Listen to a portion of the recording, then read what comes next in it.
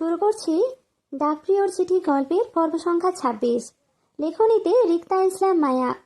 আপনি আর একা নন আঙ্কেল, আমি আছি আপনার পাশে, ইনশাআল্লাহ সবসময় থাকবো। মারিদের কথায় হাসানের কান্না জোরালো হলো। মারিদের বুক চিরে বেরিয়ে এলো দীর্ঘশ্বাস। কেউ কখনো ওনার এতিম মেয়ে নূরজাহানের পাশে দাঁড়ায়নি হাসান ছাড়া। মা, পরিবার, বন্ধুবান্ধব, সমাজ, সবার কাছে নূরজাহান শুধু তুচ্ছ তাচ্ছিল্য, উপহাস কিংবা আক্রোশ পেয়েছে। কেউ কখনো নূরজাহানের সম্মানে, ন্যায়ের পক্ষে কথা বলেনি। আজ মারিদ হাসানের দায়িত্ব পালন করেছে। হাসান ভাবুক হয়ে কাঁদছে আর মারিদ সান্ত্বনা দিচ্ছে। মকবুল খালেদের পাশ থেকে সরে মারিদের পাশে দাঁড়াতে চেয়েছিল হাসানকে সান্ত্বনা দেওয়ার জন্য। এক লোক ওদের সামনে, চোখের সামনে এইভাবে কাঁদছে, ব্যাপারটা মন্দ দেখায়। ভদ্রতার খাতিরে সে এগোতে গিয়ে কাদামাটি মাখা পিছল ওঠানে পা পিছলে ধপাস করে পড়ে যায়। উপস্থিত সবাই এই আবেগঘন মুহূর্ত থেকে তৎক্ষণাৎ বেরিয়ে আসে। খালিদ মকবুলের পাশেই ছিল।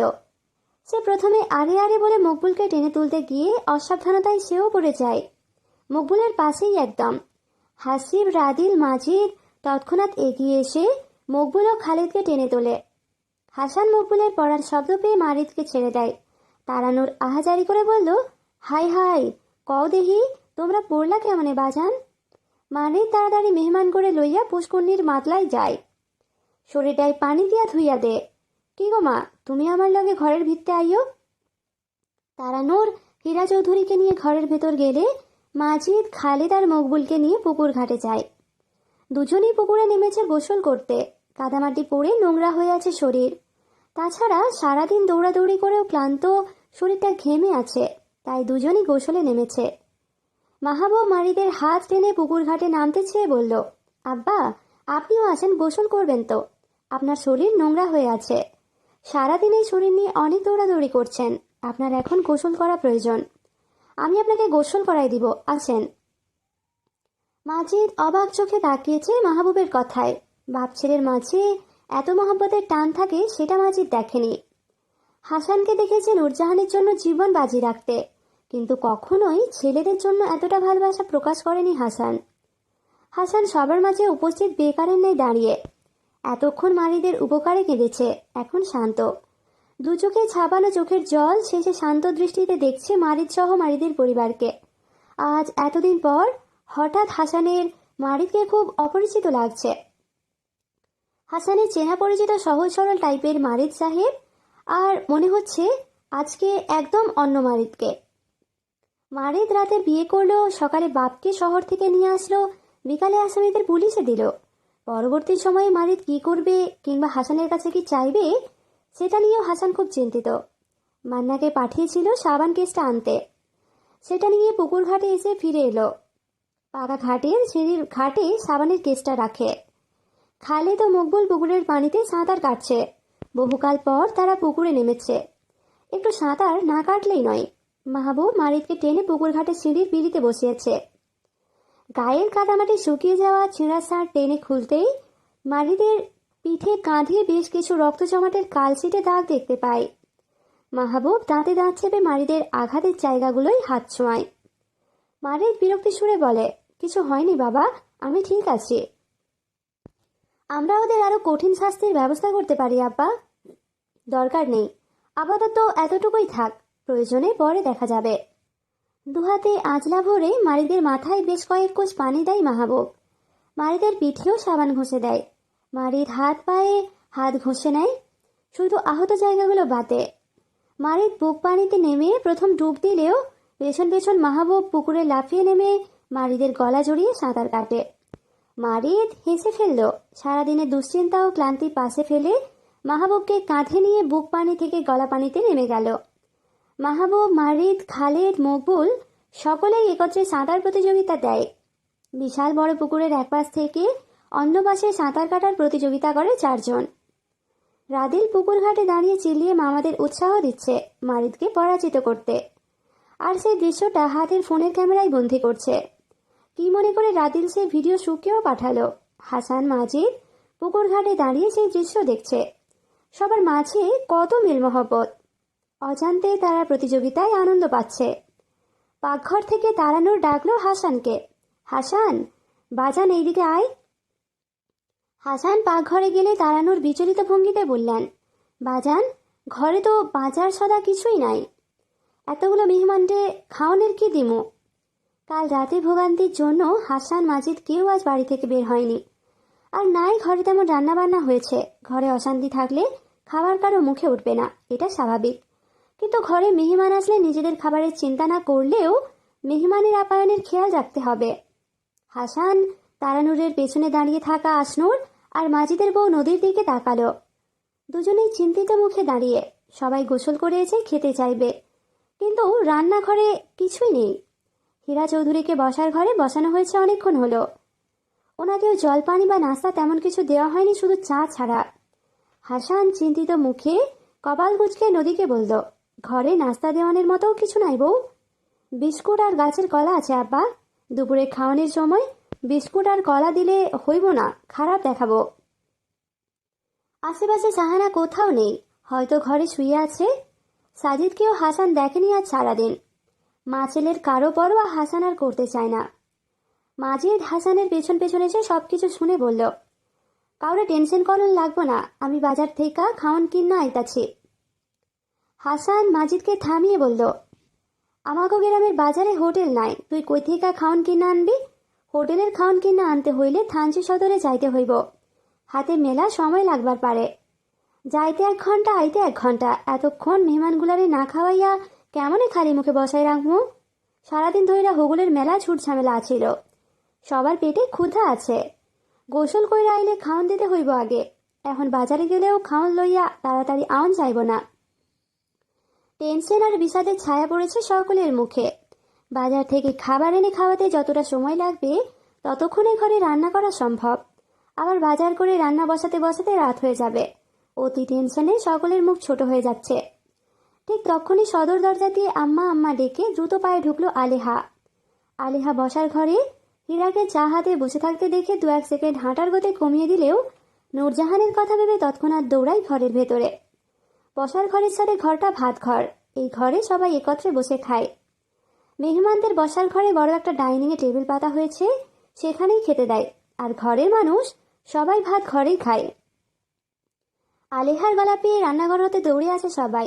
আলেহা, মাজিদ, হাসান, তারানুর, আসনুর, নদী সকলের দেখা পেয়ে প্রথমে আতঙ্কিত সুরে জিজ্ঞাসা করে নূরজাহানের কথা।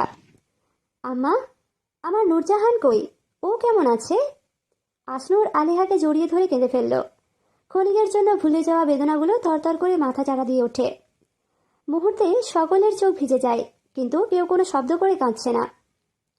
পাশের ঘরে হীরা চৌধুরী বসে আছেন। মেহমানের শব্দ করে কাঁদতে চায় না কেউ, কিন্তু নীরবে চোখের জল পড়ছে সবারই। তারানোর চোখের পানি শাড়ি নাচলে মুছে ছোট গলায় ফিসফিস করে বলল, নূরজাহান ঘরে ঘুমাইতাছে, ডাক্তার দেখাইতাছি, ডাক্তার হেরে ঘুমের ওষুধ দিতাছে, হেইডা খাইয়া এখন ঘুমাইতেছে। তা তোর আইতে এত দেরি হইল কেন?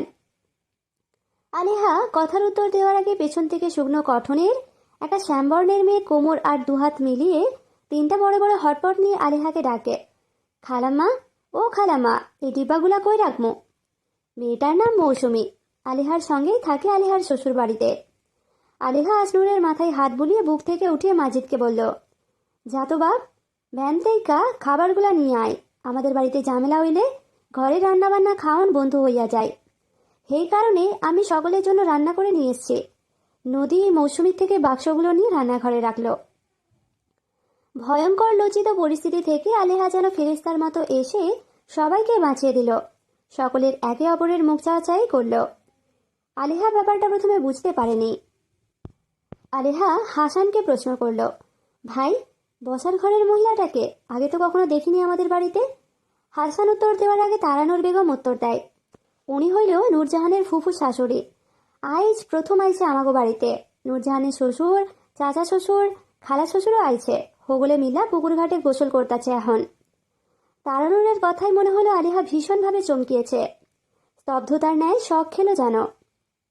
অবাক করা নেত্রে মায়ের দিকে তাকায়, তারপর হাসান। একে একে সকলের মুখের দিকে দৃষ্টি ঘুরালো স্তব্ধতায়। তারানুর কথাটা বলেছে এটা আদৌ সত্য কিনা নিশ্চিত হতে সকলের মুখের দিকে তাকিয়েছে আলেহা। এক মুহূর্তের জন্য সকলেই চুপ। এই মুহূর্তে সকলের নিশ্চুপতার সম্মতির দেয়াল তৈরি করছে। বিস্ময়ে কম্পিত গলায় আলিহা খুব ধীর গলায় হাসানকে প্রশ্ন করে বলল, নূরজাহানের কার সাথে বিয়ে হয়েছে ভাই? মারিদ সাহেবের লগে, যারা আমাদের বাড়িতে হসপিটালের কাজে এসেছিল তাদের একজনের সঙ্গেই হয়েছে। হুম। ফর্সা লম্বা করে যে ছেলেটা আছে ওর সঙ্গে হয়েছে? হুম। আলিহার কথা থেমে গেল, আর প্রশ্ন করার সাহস পায়নি। নূরজাহানের অনিশ্চিত গতিবিধি আরও অনিশ্চিত হয়ে গেল। একটা বিয়ের পর আরেকটা বিয়ে। প্রথম বিয়ের কলঙ্কের দাগ মোছা যায়নি এখনো। দ্বিতীয় বিয়েটা কেন ভাগ্য হলো নূরজাহানের কপালে? 4 আঙুলের কপালে কি বিধাতা এক টুকরো সুখ লেখেনি ওনার জন্য? আর কি চাই নিয়তি নূরজাহানের কাছ থেকে? কেন বারবার সুখের নাম করে অসীম কলঙ্কের সাগরে ভাসিয়ে দেয় মেয়েটাকে? এই বিয়ে দীর্ঘকাল কতদিন হবে? 10 দিন, 20 দিন, 1 মাস, নাকি তারও কম? সকলে খাওয়া দাওয়া শেষে বসার ঘরে গোল হয়ে সোফায় বসে আছে। রাত তখন 10টার ঘরে। এক পাশে মারিদ, রাদিল, মাহবুব, মকবুল, খালেদ ও হীরা চৌধুরী বসা। হাসিম মারিদের পাশে দাঁড়িয়ে, অন্য পাশে শিকদার পরিবার বসা। হাসান, মাজিদ, তারানুর, আর্টসনুর, আলিহা বসে আছে। নদী ভাতঘরের পর্দার আড়ালে দাঁড়িয়ে, আধারে ঘুমন্ত ছোট্ট ছেলেটা। শাহানা, সাজিদ, দুজনের কেউই উপস্থিত নেই। সবার বৈঠকের উদ্দেশ্য মারিদ আর নূরজাহানের বিয়ে নিয়ে আলোচনা। মাহবুব আবদার জানিয়েছে, মারিদের সঙ্গে নূরজাহানের বিয়েটা যেহেতু হয়ে গেছে, তারা বউকে সঙ্গে করে নিয়ে যেতে চায়। মাহবুবের কথায় হাসানের পরিবারের সকলেই অবাক হয়েছিল। নূরজাহানের বেশ বদনাম এই গ্রামে। নূরজাহানের চরিত্রে দোষ, জাদুকরী, অভিশপ্ত, অপয়া, অলক্ষী, আরও কত কী নামে ডাকে নূরজাহানকে এই গ্রামের লোকজন। সবচেয়ে বড় কথা, নূরজাহানের আগেও একটা বিয়ে হয়েছিল, যদিও ফোনে হয়েছিল, আবার ফোনে ছাড়াছাড়ি হয়ে গিয়েছে। কাগজে কলমে নূরজাহানের বিয়েটা রেজিস্ট্রেশন হয়নি বলে আইনিভাবে নূরজাহানের ডিভোর্সও হয়নি। কিন্তু সমাজ জানে নূরজাহান তালাকপ্রাপ্তা। সবাই ধরে নিয়েছিল মারিদ নূরজাহানকে বাঁচাতে রাতের আঁধারে বিয়ে করেছে, কিন্তু দিনের আলোয় হয়তো ছেড়ে দেবে। কিন্তু মারিদ যে নিজের পরিবার ডেকে নূরজাহানকে বউ করে নিয়ে যাওয়ার প্রস্তাব দেবে, এটা ছিল আকাশছোঁয়া কল্পনা। মারিদ কম বেশি মানিক সওদাগরের বিষয়টা জানে, কিন্তু নূরজাহানের আগের বিয়ের বিষয়টা হয়তো জানে না। এই মুহূর্তে বলা ঠিক হবে কিনা তাও বুঝতে পারছে না কেউ। এই পরিস্থিতিতে আপাতত না বলাই ঠিক হবে বলে মনে করলেন হাসান। অন্য এক সময় নূরজাহানের বিয়ের কথাটা মারিদের সঙ্গে ভেঙে নেওয়া যাবে। তাছাড়া হাসান মারিদ সম্পর্কেও তেমন জানে না। হাসান জানতো মারিদ সাধারণ ঘরের ছেলে, সে সরকারি চাকরি করে সংসার চালায়, কিন্তু এখন দেখছে মারিদ অসাধারণ ঘরের ধনী বাবার আদুরেও ক্ষমতাবান ছেলে। সব জেনেও মারিদের কাছে নূরজাহান ভালো থাকবে কিনা সেই ভরসা করতে পারছে না হাসান। থমথমে পরিবেশে সকলেই নিশ্চুপ। হাসান কি বলে সেই প্রত্যাশায় সকলেই হাসানের মুখের দিকে তাকিয়ে। হাসান বেশ সময় নিয়ে রয়ে শুয়ে বলতে থাকে, দুজনের বিয়াটা কি পরিস্থিতিতে হয়েছে সেইটা আমাগো আর আপনাগো কারো অজানা না। এই পরিস্থিতিতে আমি মাইয়া আপনাগো বাড়িতে বউ কইরা পাঠানোর লাইগাও ভরসা পাইতাছি না। এমন না যে আমি আপনাগো বলা মালিক সাহেবের অবিশ্বাস করতাছি। আমি হেরে প্রথম চিনি হেই দিন, যেই দিন হে আর হের বোন আমার মাইয়ার জীবন বাঁচাইছিল। এরপর আমাগো গ্রামের আসে হাসপাতালে কাম করার লইয়া মাসখানিক সময় হইব হেরে আমি ভালা মানুষ হিসেবে চিনি। মাইয়া বিয়া দিয়া আপনার পোলার হাতে তুলা দেওয়ানের মতো চেনা আমি হেরে এখনো চিনি না। আপনার পোলা আমার মাইয়ারে বউ কইরা মায়না লইছে, এতে আমার আর আমার ঘরের মাইনসে কেউ আপত্তি করবে না। মারিদ সাহেব ভালা মানুষ, আমার দেহনে ওনারে আমি ভালোই দেখছি। জামাতা হিসেবে আমি হের কাছে নিজের মাইয়া তুলে দেওয়ানের আগে আমার কিছুটা সময় লাগবে। আমি মাইয়া আপনার পোলার হাতে তুইলা দেওয়ানের আগে কিছুদিন দেখবার চাই আপনার পোলা কতটা বিশ্বস্ত।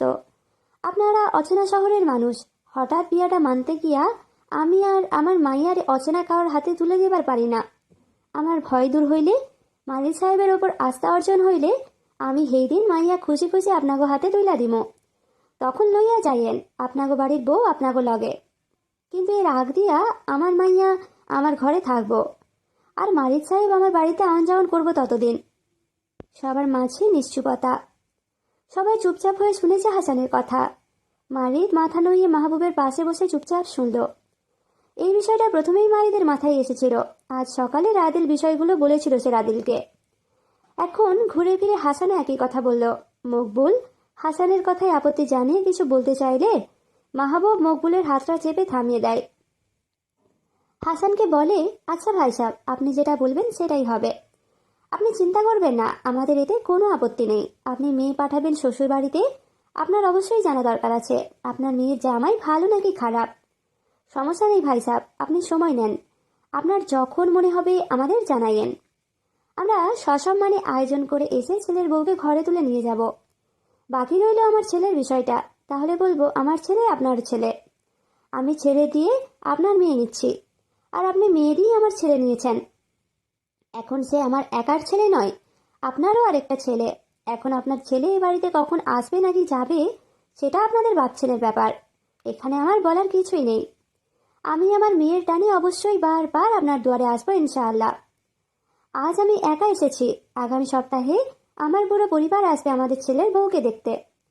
আপনি যেমন আমাদের বিশ্বাস করতে পারছেন না, আমিও আপনাকে এক বিশাল দায়িত্ব দিয়ে গেলাম। আমাদের অনুপস্থিতিতে যেন আমার বাড়ির বউয়ের কোনো খেয়ানত না হয়। সে আপনার একা মেয়ে ছিল কাল, আজ থেকে সে আমার মেয়ের পাশাপাশি আমার বাড়ির ইজ্জত। আমার বাড়ির ইজ্জতের হেফাজতের দায়িত্ব এখন আপনার হাতে দিয়ে যাচ্ছি। যতদিন না আমার বাড়ির ইজ্জত আমি নিয়ে যাচ্ছি ততদিন আপনি হেফাজতে রেখে দেবেন আশা করছি। নয়তো আমার বাড়ির ইজ্জতের কিছু হলে কৈফিয়ত কিন্তু আপনাকেও দিতে হবে ভাই সাহেব। হাসান বিষয়গুলো যতটা কঠিনভাবে নিচ্ছিল, বিষয়গুলো যেন ততটাই সহজভাবে খুলে ধরছেন মাহবুব। মাহবুব সবচেয়ে সরল পথটা হাসানের জন্য খুলে দিয়েছেন, তাদের চেনার, বিশ্বাস করার। আজ একা হাসান অবাক বিস্মিত হচ্ছে না, গোটা শিকদার পরিবার বিস্ময়াবিষ্ট হচ্ছে মাহবুবের কথাবার্তায় ও আচরণে। প্রত্যেকটা মানুষ কত সহজভাবে আন্তরিকতা ও আত্মীয়তার আলিঙ্গন করছে তাদের, যেন তারা বহু পরিচিত। হাসান কেমন বোবা বোবা সেজে মাথা তুলিয়ে মাথা নাড়ায়। মাহবুব চেয়েছিল নূরজাহানের সঙ্গে দেখা করতে, কিন্তু নূরজাহানের অসুস্থতার জন্য রাত হয়ে যাওয়ায় আর দেখা করেনি। তবে হীরা চৌধুরী বেশ কয়েকবার অসুস্থ নূরজাহানকে দেখে এসেছে। প্রথম দেখায় নূরজাহানের রূপে বিমোহিত হয়েছেন। বেশ কয়েকবার মাহবুব মকবুল খালিদকে নূরজাহানের রূপের প্রশংসাও করেছেন। মাহবুব আশ্বস্ত হয় যে মারিদ নিজের জন্য উত্তম কাউকেই বাছাই করেছে। রাত বাড়তে থাকায় সকলে শুয়ে পড়ার তাগাদা দিল। মাহবুব, মকবুল ও খালেদাকে আলাদা ঘরে থাকার জন্য হাসান জায়গা করে দিয়েছিল, কিন্তু ওনারা মারিদ রাদিলের ঘরে থাকবে বলে জানায়। মাহবুব মারিদের ঘরে শুয়েছে, মকবুল খালিদ হাসিবের ঘরে শুয়ে পড়ে। হাসিব আপাতত রাদিলের ঘরে থাকছে। আসনুরের ঘরে হীরা চৌধুরীকে থাকার জায়গা করে দেওয়া হয়। নূরজাহানের ঘরের ফ্লোরে আসনুর বিছানা করে থাকবে এবং নূরজাহানের সঙ্গে খাটে আলেহা থাকবে, এমনটাই সিদ্ধান্ত হয়। মেহমান সবাই যার যার ঘরে শুয়ে। আসনুর নদীর সঙ্গে রান্নাঘরে কাজ গোছাচ্ছে। আলিহা তারানুরের সঙ্গে বসার ঘরে বসে মারিদ আর নূরজাহানের বিয়ের বিষয়টা নিয়েই আলোচনা করছিল। মাজিদ ক্লান্তিতে শুয়ে পড়েছে। রাত প্রায় 1টা বাজে, মারিদ তখনও ঘুমায়নি। মনটা ছটফট করছে নূরজাহানকে এক পলক দেখার জন্য। কাল রাতে শেষবেলায় একটু করে দেখেছিল, তারপরে আর দেখাই হয়নি। মারিদ নূরজাহানের জন্য ডাক্তারের ব্যবস্থা করে সে সকালে বেরিয়েছিল, তারপর আর নূরজাহানকে দেখার সুযোগ হয়নি। সংকোচ বোধে কাউকে বলতেও পারছে না যে সে একটু নূরজাহানের সঙ্গে দেখা করতে চায়। মারিদ ফোনের বাহানায় ঘর থেকে বেরিয়ে হাসানের খোঁজ করে। হাসানকে দেখতে পাই বসার ঘরে তারানুর আর আলিহার সঙ্গে বসে কথা বলছে। মারিদ নিঃশব্দে ঘরে ঢুকে হালকা গলা ছাড়ে। হাসান, আলিহা, তারানুর সকলে চমকে তাকিয়ে মারিদকে দেখতে পায়। হাসান কৌতূহলী হয়ে বলে, তুমি এইখানে কিছু কইবা বাজান? মারিদ খানিকটা অস্বস্তি বোধ করে নূরজাহানের সঙ্গে দেখা করার বিষয়টা বলতে। এত রাতে নূরজাহানের সঙ্গে মারিদের দেখা করার বিষয়টা সবাই কিভাবে নেয় সেই বিষয়ে অস্বস্তি বোধ করছে। এখন না দেখা করলে সকালে মারিদ ঢাকা ফিরে যাবে, তখন দেখা করার সুযোগ পাবে না হয়তো। মারিদ বেশ শান্ত স্বরে হাসানকে বলল, আঙ্কেল, আমি একটু নূরজাহানের সঙ্গে দেখা করতে চেয়েছিলাম। আলেহা কপাল কুঁচকে মারিদের দিকে তাকায়। আলেহা দৃষ্টি সন্দেহভাজক। হাসান মারিদকে নিষেধ করতে দ্বিধাবোধ করছে। মারিদের সঙ্গে নূরজাহানের বিয়ে হয়েছে, এখন নিষেধ করাটা বেমানান। হাসান দ্বিধায় পড়ে কিছু বলবে, তার আগেই তারানুর বেগম হৈ হৈ করে সম্মতি দিয়ে বলে, তুমি তোমার বউয়ের লাগে দেখা করবা, এইখানে অনুমতির কি আছে? যাও যাও, তোমার বউয়ের লাগে গিয়া দেখা কইরা আসো। তোমার হক আছে তোমার বউয়ের ভালো মন্দ দেহনের, তুমি যাও, আমাকেও কাউর আপত্তি নাই। জি আচ্ছা। মারিদ সম্মতি পেয়ে বসার ঘরে ভাত ঘরে যায়। ভাত ঘরের বামে যে দরজাটা আছে ওইটা দিয়ে নূরজাহানের ঘরে যাওয়ার দরজা। মারিদ ভাত ঘরে যেতেই নদী আর আসনুরকে দেখে রান্নাঘর গুছাতে। মারিদকে দেখেই আসনুর ও নদী দুজনেই দ্রুত মাথায় ঘোমটা টেনে নেয়। মারিদ তবে সেদিকে তাকায়নি। সে নত দৃষ্টিতে নূরজাহানের ঘরের দরজার সামনে দাঁড়ায়। ঘরের টিনের বেড়ায় কয়েকটা টোকা দেয়। নূরজাহানের ঘুম ভেঙেছে, কয়েক মিনিট হয়েছে। হঠাৎ দরজায় টোকা পড়ায় বালিশের মাথাটা উঁচিয়ে দরজার দিকে তাকায় কে এসেছে দেখতে। ঘরের মানুষ ছাড়া কেউ নূরজাহানের ঘরে আসবে না। মেয়েরা কেউ নূরজাহানের ঘরে আসলে টোকা দেয় না। হাসান, মাজিদ ওরা নূরজাহানের ঘরে ঢুকতে দরজায় টোকা দেয়। আজ আবার হীরা চৌধুরীও বেশ কয়েকবার এসেছিল তারা নূরের সঙ্গে। নূরজাহানের খোঁজ খবর নিয়েছে। মহিলাটির কথাবার্তা নূরজাহানের ভালো লেগেছে, কিন্তু অসুস্থতার জন্য নূরজাহান চোখ মেলে 2 মিনিটও তাকিয়ে থাকতে পারেনি। 2-1 বার দেখে আবারও ঘুমিয়ে পড়েছে। এখন কে এসেছে দেখতে নূরজাহান মাথাটা উঁচিয়ে তাকায়। তখনই দরজা খুলে প্রবেশ করে মারিদ। মুহূর্তেই চোখাচোখি হয়ে যায় দুজনের। মারিদের উপস্থিতি বুঝতে পেরে নূরজাহান গায়ের কাঁথা অব্দি মুড়ে নেয় তৎক্ষণাৎ, যেন সে ঘুমাচ্ছে। বিষয়গুলো চোখের পলকে ঘটলেও মারিদ কিন্তু দেখে ফেলেছে। মারিদ কপাল কুঁচকে ঘরে ঢুকে। নূরজাহান মারিদের উপস্থিতি বুঝে নিজেকে আড়াল করছে। তার মানে নূরজাহান মারিদের সঙ্গে কথা বলতে চাচ্ছে না। মারিদ তীক্ষ্ণ দৃষ্টিতে নূরজাহানের ঘরটা দেখে। দক্ষিণ পাশে বেড়ার সঙ্গে লাগিয়ে একটা 4 পায়ের খাট, পশ্চিম পাশে পড়া টেবিল, সেখানে টেবিল ভর্তি অসংখ্য বই। উত্তর পাশে পুরনো কাঠের একটা মাঝারি সাইজের ড্রেসিং টেবিল, তাতে রাখা 2টো চিরুনি, একটা প্যারাশুট তেলের বোতল, একটা ফেয়ার অ্যান্ড লাভলি ক্রিম, একটা ছোট ছুরির আলনায় কয়েক ডজন চুড়ি। ড্রেসিং টেবিলের পাশেই উত্তর পাশের দরজাটা, যেটা দিয়ে প্রথম চাঁদ রাতের দিন নূরজাহানকে মারিদ ডায়েরি লিখতে দেখেছিল। পূর্ব পাশে একটা কাঠের আলনাও আছে, সেখানে মেয়েরই কাপড় গুছিয়ে রাখা। আলনার পাশে একটা কাঠের জানালা আছে, সেখান হতে মারিদের মেহমান ঘর দেখা যায়। মারিদ নূরজাহানের ঘরেই প্রথম এসেছে। কাল রাতেও এসেছিল একবার, কিন্তু তখন আতঙ্কে ঘরটা ভালো করে দেখা হয়নি।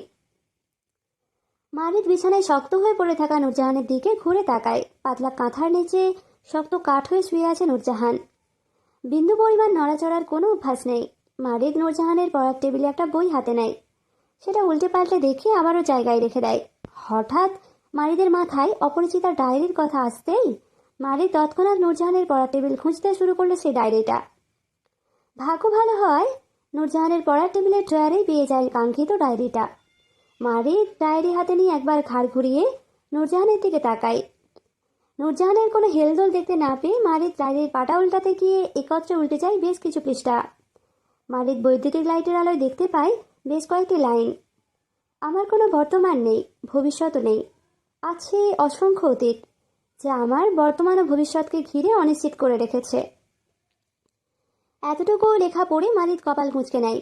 অপরিচিতাকে মারিদের বেশ রহস্যময় মনে হয়। ফোনেও অদ্ভুত কথাবার্তা বলতো, বাস্তবে আরও অদ্ভুত। নূরজাহান যদি মারিদের অপরিচিতা হয়, তাহলে নূরজাহান মারিদকে চিনে ফোনে কথা বলতো। আজ যখন মারিদ নূরজাহানের সামনে দাঁড়িয়ে, তখন নূরজাহান কেন মারিদকে না চেনা নাটক করছে? মারিদের অপরিচিতার প্রতি যেমন টান, মায়া ও ভালোবাসা আছে, তার চেয়ে বেশি ক্ষোভ আছে। কেন অপরিচিতা ভালোবাসার কথা বলে হঠাৎ হারিয়ে গেল, তা নিয়ে আর কি। যদি সেদিন নূরজাহান মরে না গিয়ে জীবিতই ছিল, তাহলে এতদিন কেন নূরজাহান মারিদের সঙ্গে একটিবারও যোগাযোগ করলো না? মারিদের অপরিচিতার প্রতি ক্ষোভ এতটাই, যতটা হলে একটা জীবিত মানুষকে ধ্বংস করার ক্ষমতা রাখে। ডায়েরির পাশাপাশি নিজের 2টো লাইনেও চোখ বুলালো মারিদ। আমার শহরে একাকিত্বের বসবাস, আমার আমিটা ছাড়া কেউ কখনো আমায় বুঝতে চায়নি। আপনি আমার শেষ ভালোবাসা, শেষ মানুষ, শেষ পৃষ্ঠা। আপনার পড়া লেখা হয়নি ব্যবসায়ী সাহেব। মারিদ টাচ করে ডায়েরিটা বন্ধ করে নেয়। কয়েক সেকেন্ড আকাশমুখী হয়ে 2 চোখ বন্ধ করে রাখে। রাগ, জেদ আর ক্ষোভে মারিদ নূরজাহানের মাথার শিরার কাছে নিঃশব্দে দাঁড়িয়ে থাকে। মিনিটের পর মিনিট, কয়েক মিনিট কেটে গেলে রুমে আর কারো শব্দ না পেয়ে নূরজাহান মনে করে মারিদ চলে গেছে। সামান্য কাঁথা ছড়িয়ে উঁকি দিতেই ভড়কে চাইছে মারিদ মাথার কাছে তাকে দেখতে পেয়ে। দ্রুত উঁকি দেওয়া মাথাটা কাঁথার ভিতর ঢুকিয়ে নেয়। মারিদ চোখ মুখ শক্ত করে হাতের মুঠোয় ডায়েরিটা চেপে ধরে। কয়েক সেকেন্ড যেতেই মারিদ হাতের ডায়েরিটা দিয়ে ঠাস করে নূরজাহানের মাথায় একটা বাড়ি মেরে হনহনিয়ে বেরিয়ে যায়। মারিদ নূরজাহানকে বেশ শক্তভাবেই বাড়িটা দিয়েছে। মারিদের হাতে বাড়ি পেয়ে নূরজাহান তৎক্ষণাৎ কোঁকে ওঠে। তারপরে শব্দ করে না, মারিদ চলে যায়। কিন্তু নূরজাহান তখনও শক্তভাবে বিছানায় পড়ে রইল মিনিটের পর মিনিট।